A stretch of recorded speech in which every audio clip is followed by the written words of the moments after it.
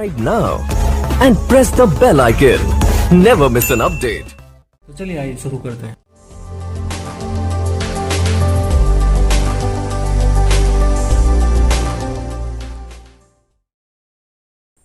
अभी तक इम्प्रूवमेंट्स इन food resources chapter के अंदर हम लोगों ने बताया था पूरे शॉर्ट में कि हमको सिर्फ 3 चीज़ें ही पढ़ना है। वो पहला है क्रॉप प्रोडक्शन मैनेजमेंट, दूसरा है क्रॉप वैरायटी इम्प्रूवमेंट्स और तीसरा है क्रॉप प्रोटेक्शन बचाव सुरक्षा मैनेजमेंट।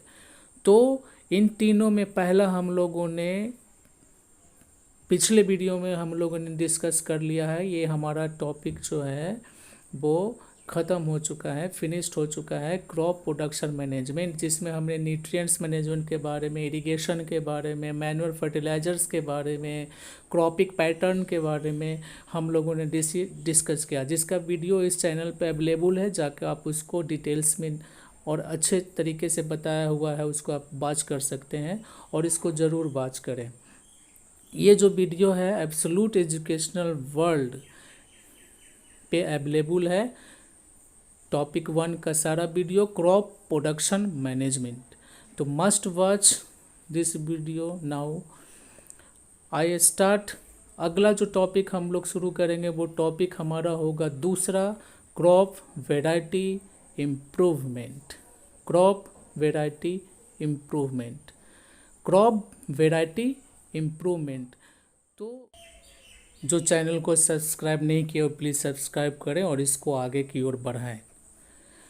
आगे हम लोग देखते हैं दूसरा टॉपिक आज हम लोग डिस्कस करते हैं।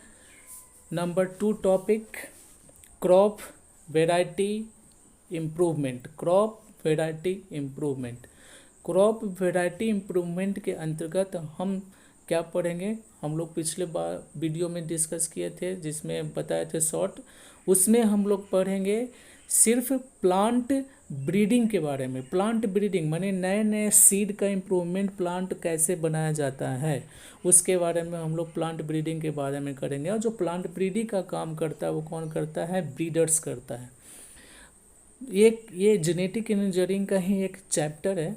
इसमें जेनेटिक म्यूटेशन कर करके और अलग तरीक़ों से हम लोग इसके बारे में नए नए प्लांट, नए नए सीड का डेवलपमेंट करते हैं।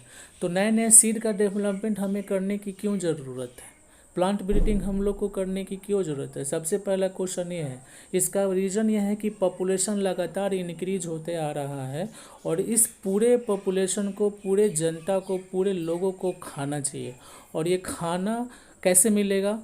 क्योंकि पॉपुलेशन तो अधिक हो रहा है, ज़मीन के टुकड़े उतने ही हैं, उतने ही लैंड पे, उतने ही ज़मीन पे हमको प्रोडक्शन भी बढ़ाना है। तो प्रोडक्शन बढ़ाने के लिए हमको सीड के क्वालिटी में इम्प्रूवमेंट करना पड़ेगा।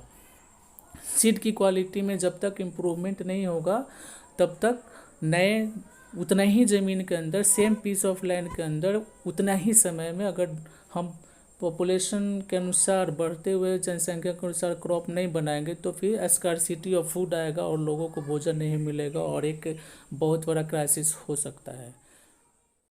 ये चैप्टर बहुत ही इम्पोर्टेंट है, जिससे बच्चों में एग्रीकल्चर के प्रति रुझान को बनाए रखने में मदद करता है, ताकि लोग इस एग्रीकल्चर की तरफ आगे आए, इसमें भी फ्यूचर अपना डेवलप करें और तो सारे पॉपुलेशन को हम फूड दे पाए, इंक्रीज कर पाए क्रॉप फील्ड को। इसलिए हम लोग प्लांट ब्रीडिंग पढ़ने की ज़रूरत है, प्लांट ब्रीडिंग प्रोसेस को जानने की ज़रूरत है। और इसी के तहत हम लोगों ने पहला जो टॉपिक पढ़ा क्रॉप प्रोडक्शन मैनेजमेंट, और ये दूसरा टॉपिक जो हम लोग पढ़ रहे हैं क्रॉप वैरायटी इम्प्रूवमेंट, जिसमें नए नए क्वालिटी के सीड, अच्छे क्वालिटी के सीड हम लोग डेवलप करते हैं और डेवलप करके हम नए प्लांट का फॉर्मेशन करते हैं जो प्रोडक्शन बढ़ाता है।